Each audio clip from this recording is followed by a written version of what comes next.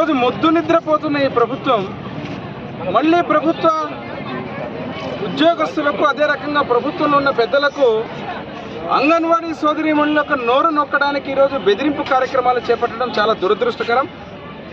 ఏదైతే హామీ మీరు ఇచ్చారో ఆ హామీ పాదయాత్రలో మీరిచ్చినటువంటి హామీ, పక్క రాష్ట్రం కంటే ఈరోజు ఒక 1000 రూపాయలు ఎక్కువ ఇస్తానని చెప్పినటువంటి వ్యక్తి మీరు కదా జగన్మోహన్ రెడ్డి గారు.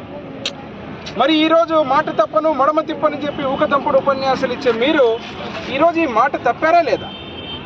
అదే రకంగా ఈరోజు ఎంత దారుణం అంటే, అంగన్వాడీ సోదరీమణుల యొక్క అంగన్వాడీ కేంద్రాల మీద ఈరోజు తాళాలు పగలగొట్టడానికి మీ యొక్క ప్రైవేటు సైన్యాన్ని వాడతారా? ఎంత దారుణం అండి ఇది. అంటే మీరు చెప్పినటువంటి మాటలు ఎవరైతే ప్రశ్నిస్తే వాళ్ళ మీద దొంగ కేసులు, మీకు నచ్చనటువంటి ఏదైతే మీరు చెప్పిన మాటలు అమలు చేయకపోతే అడిగితే మీరు వాళ్ళ మీద ఈరోజు నోటీసులు, దాడులు.